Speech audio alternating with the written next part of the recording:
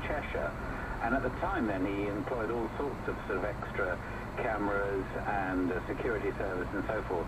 I suppose, having moved south, did he jettison all that and think that he was safe? Anyway, apparently the thieves made off with £300,000 worth of watches and jewellery.